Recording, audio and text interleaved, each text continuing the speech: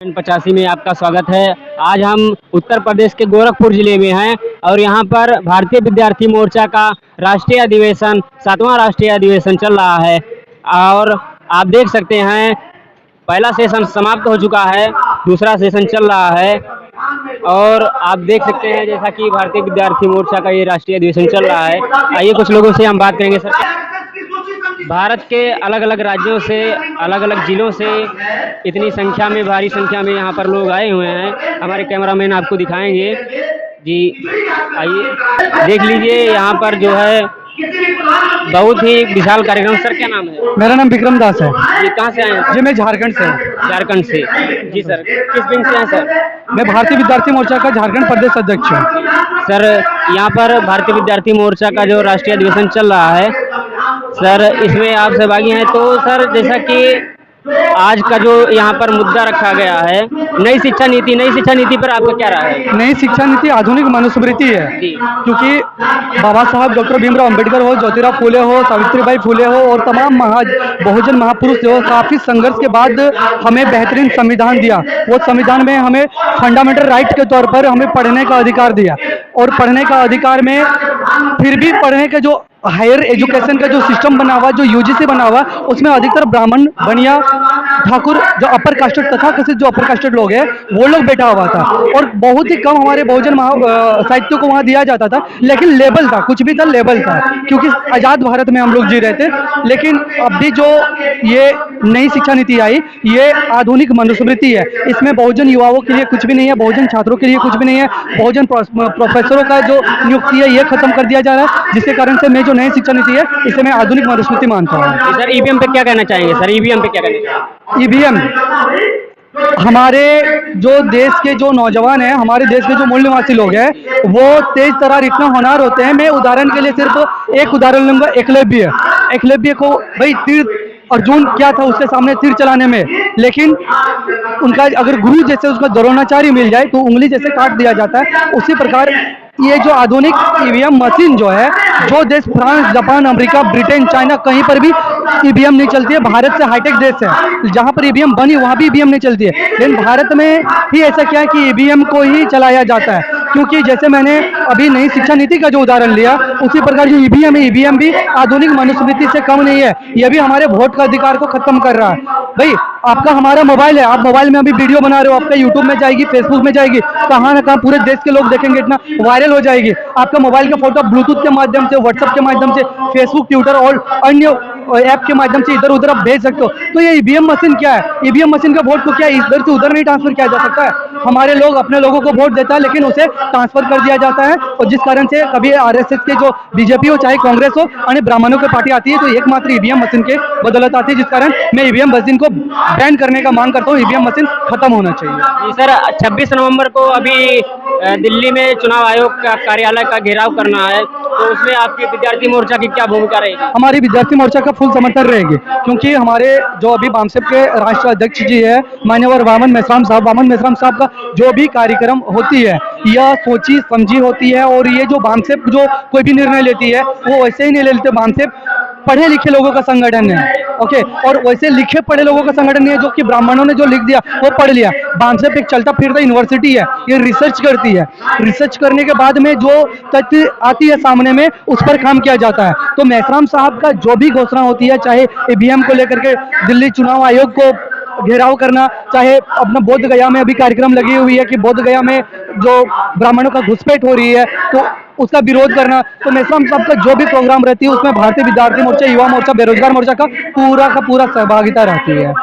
Sir, DNA पे क्या कहना चाहेंगे? डीएनए कॉन्फ्रेंस अभी हुआ है। बिल्कुल, डीएनए कॉन्फ्रेंस हुआ, इसमें पूरे देश में आग लग चुकी है। डीएनए कॉन्फ्रेंस, डीएनए यह एक ऐतिहासिक के साथ साथ यह एक वैज्ञानिक पद्धति है। वैज्ञानिक पद्धति को कभी झुठलाया नहीं जा सकता है। भाई, आप कोई भी पद्धति लेते हो, आप उसे चाहे ऐतिहासिक हो, राजनीतिक हो, पॉलिटिकल हो, अदर कोई भी हो विषय का, उसे आप झुठला सकते हो। कहीं ना कहीं वो पूर्वाग्रह पर रहता है, लेकिन जो विज्ञान है, विज्ञान पूर्वाग्रह पर नहीं रहता है। विज्ञान जो होता है वो तथ्यों पर आधारित रहता है। माइकल बंसाद जी अमेरिका से आए, 10,000 लोगों का सैंपल लिए, उन्होंने साबित किए। उसके बाद जो अपना विलास खैरात सर है, विलास खैरात सर खुद इतना बड़ा रिसर्चर है, विलास खैरात सर ने रिसर्च करके निकाले SC ST OBC माइनॉरिटी का डीएनए एक है। और जो तथाकथित ब्राह्मण है उसका डीएनए यूरेशियन है, वो इस देश का नहीं है, लेकिन वो इस देश में हुक्मरान कर रहे हैं, इस देश में शासन कर रहे हैं। तो डीएनए जो कॉन्फ्रेंस हुआ, तो इससे यह हैदराबाद में जो डीएनए कॉन्फ्रेंस हुआ, इससे ये पूरे देश में आग लग चुकी है, पता चल चुकी है कि इस देश का मूल निवासी कौन है और ये विदेशी कौन है। बात करने के लिए बहुत बहुत धन्यवाद। जी हाँ। पूरे भारत से विद्यार्थी और छात्राएं आई हुई हैं और हम आपको दिखा सकते हैं माननीय वामन मेश्राम साहब मंच पर बैठे हुए हैं। सर क्या नाम है सर? सुभाष नागवंशी नाम है मेरा। सर कहाँ से आए हैं सर? मैं अयोध्या जिले से आया हूँ। जी सर, आगे ये अभी राष्ट्रीय अधिवेशन चल रहा है, इसमें सर आपकी क्या भूमिका रहेगी? आज भारतीय विद्यार्थी मोर्चा का 7वां राष्ट्रीय अधिवेशन चल रहा है और इस राष्ट्रीय अधिवेशन में भारत के लगभग 28 राज्यों से विद्यार्थी, युवा, बेरोजगार छात्राएं आई हुई हैं और ये राष्ट्रीय अधिवेशन जो चल रहा है इसमें 2 सत्र हैं। दोनों सत्रों की अध्यक्षता वामन मेश्राम साहब कर रहे हैं।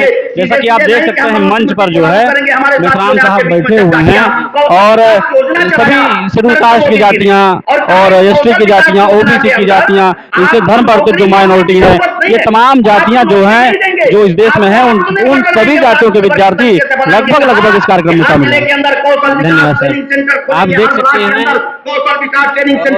पर दूर दूर से जो है पूरे भारत से लोग आए हुए हैं। आइए आप देख सकते हैं जैसा कि यहाँ पर पूरे भारत से कोने कोने से लोग आए हुए हैं। सर बनते जी हैं हमारे साथ। सर क्या नाम है सर? मेरा नाम भक्ति धर्मकीर्ति है। जी सर, किस लिए आए हैं सर यहाँ पर? सर किस लिए आए हैं यहाँ पर? वाम सेब की मीटिंग के लिए आए हैं। जी सर, बुद्धिस्ट इंटरनेशनल नेटवर्क का सर इसमें क्या योगदान रहेगा? बहुत बढ़िया योगदान रहेगा। अभी 26 नवंबर को जो है चुनाव आयोग का कार्यालय का घेराव करना है, तो उसमें बुद्धिस्ट इंटरनेशनल नेटवर्क का क्या योगदान रहेगा? हमारा जो भी आप लोग हमसे सहयोग लेना चाहेंगे वो यथासंभव सहयोग करने की कोशिश करेंगे। धन्यवाद सर बात करने। सर आप देख सकते हैं यहाँ पर पूरे देश से जो है कोने कोने से लोग आए हुए हैं। हमारे बीच में बहुत सारे साथी हैं। भैया कहाँ से आए हैं सर? देवरिया जिला। देवरिया से? जी बिहार में है? उत्तर प्रदेश में? ये विद्यार्थी मोर्चा से हैं जी। भारतीय विद्यार्थी मोर्चा का क्या योगदान रहेगा? ईवीएम पर क्या कहना है? नई शिक्षा नीति पर क्या लागू? शिक्षा नीति पर जो है, जो शिक्षा जो नया क्षेत्र में आएगा उससे आने वाला पीढ़ी कमजोर हो जाएगी। ईवीएम को हटाना जरूर, ताकि हमारा जो है 2025 के बाद हमारा देश पुनः गुलाम हो जाएगा और हजारों वर्ष के पहले जो है हमारे देश में कोई नौकरी और कोई बेरोजगार नहीं जाएगा और लोग हत्या कर रहे हैं और बेरोजगारी कर रहे हैं, भ्रष्टाचार हो रहा है और जो है हमारे मतलब हमारी बहनों पर आबरू लुटाया जा रहा है देश में।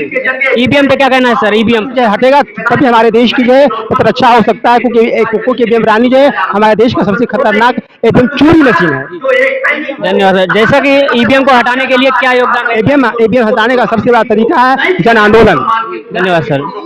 ईवीएम जो हट सकता है, नहीं तो अन्यथा जो हमारा देश को बचना बड़ी मुश्किल और बहुत मुसीबत, तभी हमारा पुनः मतलब हमारा देश जो है मतलब सोने की चिड़िया हो सकता है और बहुजन का मतलब राज हो सकता है, नहीं तो अन्यथा हमारा देश पुनः गुलाम हो जाएगा।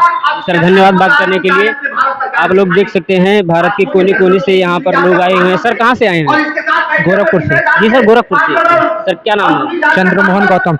जी सर, भारतीय विद्यार्थी मोर्चा का सर क्या योगदान रहेगा? क्या? भारतीय विद्यार्थी मोर्चा का क्या योगदान रहेगा? नई शिक्षा नीति पर क्या इसका निगेटिव इफेक्ट जाएगा? यहाँ पे सेमेस्टर वाइज जो एग्जाम हो रहे हैं ये बच्चों की तैयारी के लिए ये बहुत ही बड़ा यहाँ पे वो षड्यंत्र रचा जा रहा है मनवादियों के द्वारा और जो प्रधानमंत्री मोदी के द्वारा, और यहाँ पे बच्चों के लिए और हमारे युवा बेरोजगार और आदिवासी छात्र प्रकोष्ठ के लिए बहुत ही निर्दयी डिसीजन लिया गया है सरकार के द्वारा और ये बहुत ही। तो इसको भविष्य में इसको हटवाने के लिए क्या योगदान रहेगा भारतीय विद्यार्थी मोर्चा का? यहाँ पे बहुत से बड़े पैमाने पे हमको गांव तक ये पहुंचाना पड़ेगा और ये सारे जो संगठन है, जितने भी 7 संगठन भारतीय विद्यार्थी मोर्चा द्वारा चलाए जा रहे हैं, इसको बहुत ही ज्यादा मात्रा में इसको फैलाने की जरूरत है। तो ईवीएम पे क्या कहना है आपका? ईवीएम में ये मनवादी द्वारा पैदा की गई ईवीएम मशीन है जो गड़बड़ी के द्वारा यहाँ पे वोट ज्यादा लिया जा रहा है और यहाँ पे मनवादी द्वारा अपना स्थान स्थापित किया जा रहा है। ब्राह्मणों ने जाति व्यवस्था बनाई, इस पर आपका क्या कहना है? ये ब्राह्मणों ने जाति व्यवस्था बनाई ताकि जो उनके 3.5% है उनका ही कब्जा वहाँ पे रहे और वो ज़्यादा से ज़्यादा मात्रा में अपनी हमारी नौकरियों को खा सके और धन्यवाद सर बात करने के लिए।